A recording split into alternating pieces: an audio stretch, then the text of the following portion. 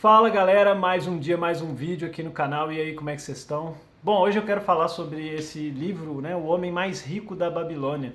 É um livro clássico aí no meio dos investimentos e eu quero trazer um pouco hoje para vocês as ideias assim que eu tive ao ler esse livro e tal, compartilhar um pouco do conteúdo dele com vocês e, claro, da minha visão, da minha interpretação dele aqui, mas acho que pode ajudar assim, muita gente, principalmente quem está começando, quem quer começar, ou até para mim mesmo, né, para eu mesmo que já comecei, ele traz insights que ajudam a estruturar, né, nossa vida financeira, nossa mentalidade, inclusive.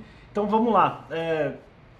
Uma das principais questões assim que ele traz desses ensinamentos aí é que, tipo assim, tem um grupo lá de pessoas e tem um cara que eles vão procurar, né, essas pessoas comuns que foram amigos de infância de um cara que ficou muito rico.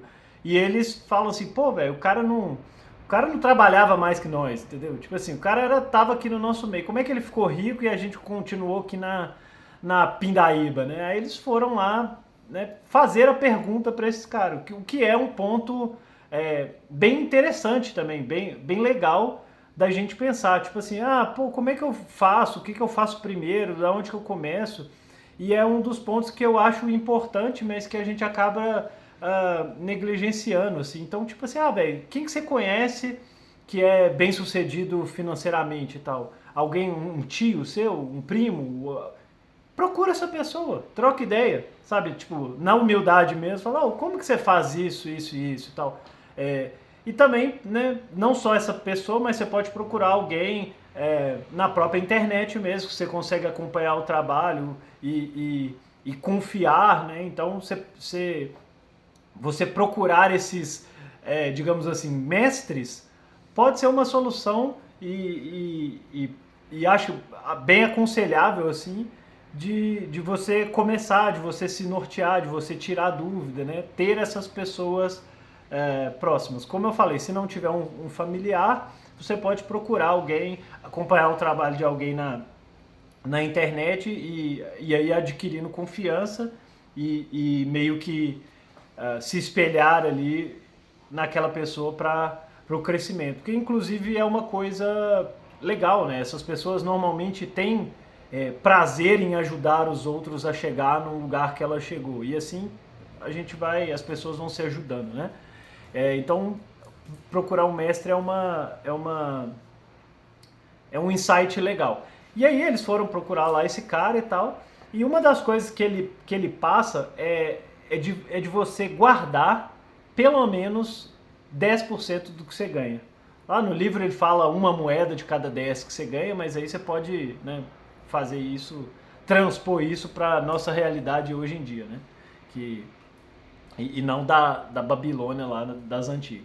Mas enfim, e esse guardar 10% ele tem uma mentalidade que é forte, que é legal, que é pensar por um lado que eu nunca tinha pensado.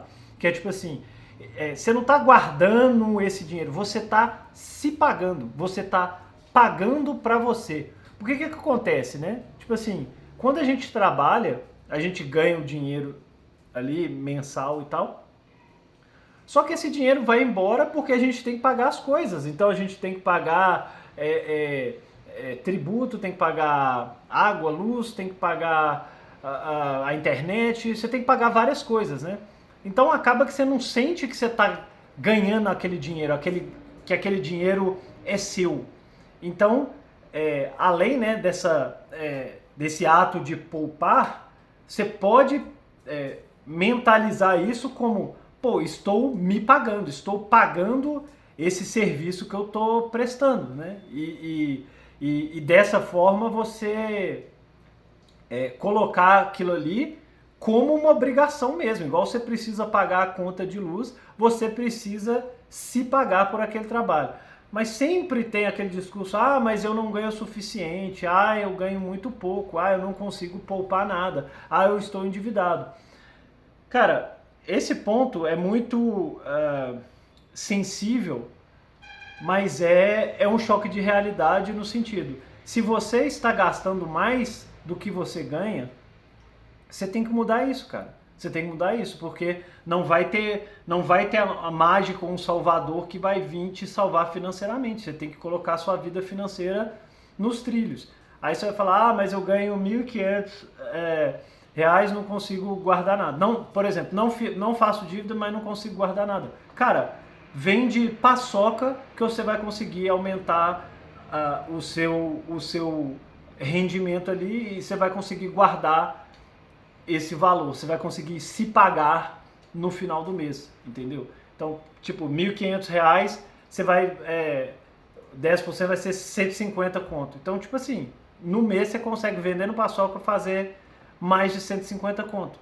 Então, assim, mas claro, isso só numa das possibilidades de cenário, né? O ideal é que você se qualifique e se especifique cada vez mais no seu trabalho para você conseguir ganhar mais, sabe? Tipo assim, já fazendo o que você faz. E isso é um dos insights do livro também, que fez muita diferença para mim, que é a relação com o trabalho, né? Que hoje a nossa relação com o trabalho, ela é muito ruim. A gente sempre vê o trabalho com com esse peso da obrigação, porque a gente se sente aprisionado ao trabalho. A gente não se sente livre por causa do trabalho. Só que o que ele passa lá é justamente não fazer as pazes, no nosso caso sim, mas lá é encarar o trabalho como algo engrandecedor. E ele pega lá num dos casos contados lá, ele tá, esse cara rico tá até contando pro neto de um outro cara ricaço também que faleceu lá, como que eles atingiram a riqueza, porque o moleque já nasceu na riqueza, então ele não entende o valor daquilo ali.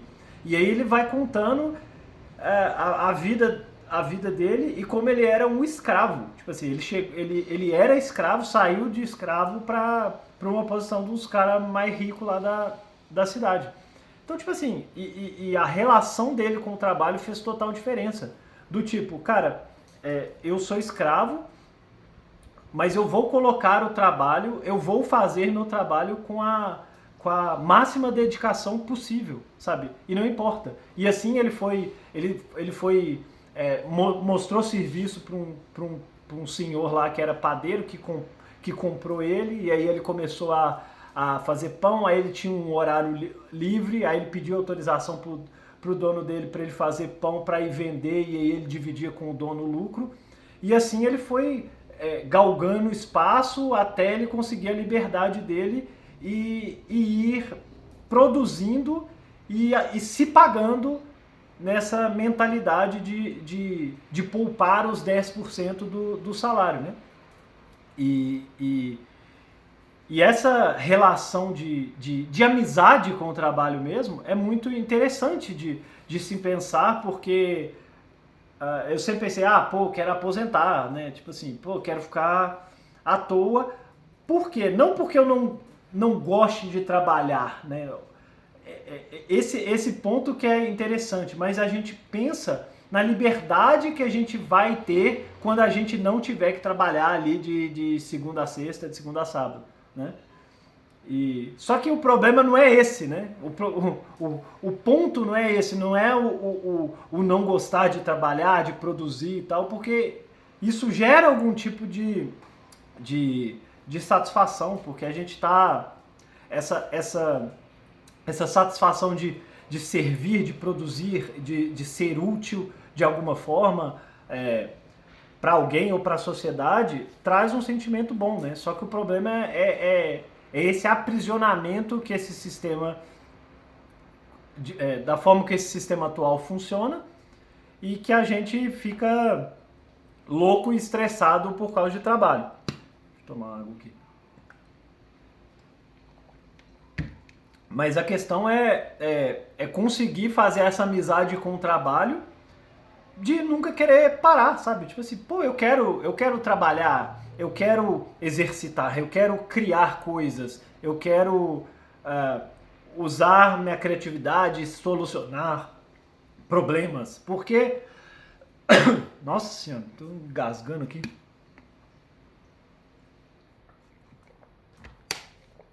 Porque, tipo assim, se você fica um tempo à toa de tudo, você começa a ficar cansado de não fazer nada, sabe? Tipo assim, então você tá sempre com energia baixa, você começa a achar chato, tipo assim, ficar só no sofá assistindo filme. Então, essa não é uma vida boa. A gente pensa, nossa, quem dera se eu pudesse ficar isso. Mas faça isso durante. Se você fizer isso durante um mês, que você está de férias, é uma coisa. Agora, se isso for sua meta e propósito de vida, sua vida vai ser chata pra caramba. Tá muito mais chata, talvez, da pessoa que fica trabalhando pesado. Então, tipo assim, esse é um ponto a se pensar também, essa relação com o trabalho, e que eu achei muito interessante no livro também. Outra coisa é o estudo. A questão de estudar e de aprender aonde você vai colocar o seu dinheiro, que é a sua energia do seu trabalho, né? Que deve ser valorizada. E muitas vezes ela é subvalorizada até pela fraqueza do dinheiro, né? Tema que a gente fala aqui sempre no canal. Então faz com que você gaste dinheiro com qualquer coisa, com porcaria. Mas que o estudo nos ajuda a entender e a encontrar, juntamente com o nosso mestre, né? Tá tudo conectado. Então as pessoas que a gente segue, que a gente vai aprendendo como que faz, junto com o dinheiro que a gente paga pra gente mesmo, que é os 10% ou mais, se você conseguir. Porque chega num ponto ali que você começa a ficar, você empolga a se pagar, sabe? Então você começa, ai, nossa, velho, sobrou um pouco de alguma coisa ali, eu vou e me pago mais, sabe? Tipo assim, isso traz um movimento de entre aspas, assim, quase você fica viciado ali em juntar dinheiro e depois, posteriormente, investir. Então, essa parte do estudo também é importante, porque você vai entendendo e reconhecendo o que vai ser melhor para você e pro seu dinheiro, que vai ser mais saudável para você e para o seu dinheiro, né? E por fim, um outro ponto importante é a questão do controle, né? Já extrapolando aí essa parte do juntar dinheiro e tal, mas é o controle financeiro, que é do tipo assim, se você ganha R$ 1.500 hoje, beleza, você tem um padrão de vida. Não significa que é um padrão de vida bom, né? R$ 1.500 é pouco, muito pouco hoje em dia. Agora, se à medida que você for subindo, você vai ganhando mais, você fez um curso em paralelo, inclusive é uma coisa que eu acho que é muito bom, que eu faria, assim, tipo assim, separar uma parte desse dinheiro que se paga para pagar para pagar investimentos em você. Então, tipo assim, você paga 10% para você, ok, é o dinheiro que você vai guardar, mas use outros 10% ou 20% para investir na sua produtividade. Ou seja, sei lá, um estudo, ou seja, um idioma que né, está relacionado ali com o seu trabalho que você quer continuar ali e que você vê que aquilo ali vai te alçar novos voos e possibilidade de ganhar mais dinheiro, ou alguma especificação, né? Sei lá, vamos supor, você é um pintor, você faz um curso de texturização, então agora você vai ter essa nova habilidade, você vai conseguir fazer texturas na sua pintura, isso vai elevar o seu valor enquanto pintor, mas isso em qualquer área, entende? Tipo assim, se você é programador, você aprende um tipo de programação a mais diferente e assim vai, né? Das infinitas profissões que existem, você reservar essa parte para se qualificar também. E aí, por fim, ter esse controle financeiro eterno. Como assim eterno? Em nenhum momento da vida eu vou poder largar tudo e gastar dinheiro à vontade, sem pensar? Não, não. Esse é o ponto. Não, mas como assim? E as pessoas ricas pra caramba aí, os os bilionários, cara, o padrão de vida deles é outro, é outro teto. Então eles conversam em níveis financeiros superiores. Mas da mesma forma, o cara não pode chegar e ficar gastando a grana dele sem o planejamento, entende? Um exemplo. Vamos supor, você tem você tem uma capacidade financeira hoje, você tem recurso financeiro hoje para comprar o último iPhone de última geração. Ok, você tem essa possibilidade de comprar esse iPhone. Mas aí você precisa planejar aquilo ali para ver se faz sentido nos seus gastos, seu planejamento financeiro. Mas vamos supor que você tem capacidade de comprar 20 desses iPhones de última geração. Mas, tipo assim, se você tem essa capacidade, você vai comprar 20 iPhones e vai distribuir para as pessoas da sua família e vai ficar sem dinheiro nenhum? Entende? Da mesma forma, o multimilionário lá, o cara tem a possibilidade de comprar um jato para ele. Às vezes, para ele, financeiramente, inclusive, compensa ele comprar um jato do que ficar dependendo dos voos comercial de companhia aérea normal que as pessoas usam. Só que o cara vai pegar esse dinheiro, aí ele tem condição de comprar, o patrimônio dele tem condição de comprar 20 jatos. Ele vai comprar 20 jatos e distribuir para outras pessoas? Entende? Assim, a gente está falando de produtos aqui físicos e um que custa X dinheiro e o outro custa X dinheiro vezes 10 mil, sei lá. Entende o ponto aqui? Então, independente da sua condição de vida, do tanto que você ganha, se você ganha R$ 1.500 por mês ou se você ganha 50 mil, você precisa ter um controle e um planejamento mínimo financeiro. Você não pode largar a mão, porque se você ganhar 1.500 e não ter um controle, ou se você ganhar 50 mil, você vai gastar a rodo sem perceber e no final das contas vai ficar até endividado. Então, existem pessoas que conseguem viver com planejamento de R$ 1.500, enquanto existem pessoas que ficam endividadas tendo um salário de 50 mil reais. Entende o ponto? A questão é estar com isso planejado, ter isso de forma clara, papel e planilha. Todo mundo tem que fazer isso. Não interessa se você é o pobre, o classe média ou o bilionário.